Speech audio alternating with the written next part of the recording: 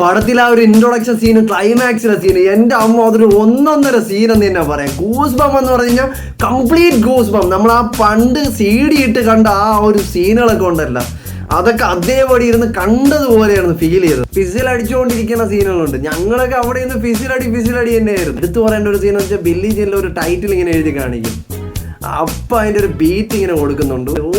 മോനെ അതൊക്കെ ഉണ്ടല്ല ഒരു ഗൂസ് ബം ലെവൽ എന്ന് തന്നെ പറയാം. പടത്തിൽ കാസ്റ്റിംഗാണ് ഏറ്റവും കൂടുതൽ എക്സൈറ്റഡ് ആയത്. എല്ലാവർക്കും അതിൻ്റെതായിട്ടുള്ള സിമിലർ ആയിട്ടുള്ള ഫേസ്. ജാഫർ ജാക്സൺ കറക്റ്റായിട്ടാണ് ജാക്സന്റെ ആ ഒരു മാനറിസവും കാര്യങ്ങളൊക്കെ കീപ്പ് ചെയ്ത് ആക്ട് ചെയ്തിരിക്കുന്നത്. പെർഫോമൻസ് ബേസ് ചെയ്ത് അടിപൊളി എന്ന് തന്നെ പറയാം, ഒരു രക്ഷയില്ല എന്ന് തന്നെ പറയാം. അതിന്റെ ഒരു സ്റ്റോറി ലൈൻ എന്ന് പറയുന്നത് നമ്മൾ എക്സ്പെക്ട് ചെയ്യുന്ന ലെവലേ അല്ല. നമ്മൾ കൂടുതൽ കോൺട്രവേഴ്സ് ആയിട്ടുള്ള സീൻസുകളൊക്കെ വരും, അങ്ങനെയുള്ള കാര്യങ്ങളൊക്കെ കാണിക്കും. അങ്ങനെ ഒന്നും ഇതിനകത്തില്ല.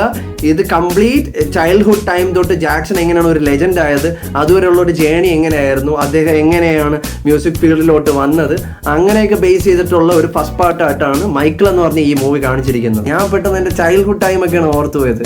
ഏറ്റവും കൂടുതൽ CD ഒക്കെ ഇട്ട് കണ്ട ആ ഒരു കാലഘട്ടം 2005, 2006 ആ ഒരു കാലഘട്ടമൊക്കെ വീണ്ടും ഇങ്ങനെ റിപ്പീറ്റ് ഒരു ഓർമ്മപ്പെടുത്തും. ഓരോ സീനുകൾ കാണുമ്പോൾ നമ്മൾ പണ്ട് CD ഇട്ട് കണ്ട ആ പഴയ കാര്യങ്ങളെല്ലാം ഓർമ്മ വരും. ഞാനും എൻ്റെ കൂട്ടുകാരനും ഫിസിലടിച്ച് ഞങ്ങൾക്ക് വയ്യ. ആ ലെവലിലാണ് കുറെ സീനുകൾ ഞങ്ങൾ കണ്ടത്. ഇത്രയ്ക്ക് ആ ഒരു സീനൊക്കെ ഭയങ്കര ഒരു ഓറയാണ് ക്രിയേറ്റ് ചെയ്തത്. കാര്യം ഞങ്ങളെ സംബന്ധിച്ച് ഭയങ്കര നൊസ്റ്റാൾജിയാണ് ആ ഓരോ സീനുകൾ എന്ന് പറയാം. ഈ സിനിമയ്ക്കകത്ത് എനിക്കൊരു ഒറ്റ ഡിസപ്പോയിൻമെന്റ് തോന്നിയിട്ടുള്ളൂ. ഒരു സോങ്, അത്ര എക്സ്പെക്ട് ചെയ്ത ഒരു സോങ് ഉണ്ട്, അത് ഇതിനകത്ത് ഇല്ല, ഇൻക്ലൂഡ് ചെയ്തില്ല.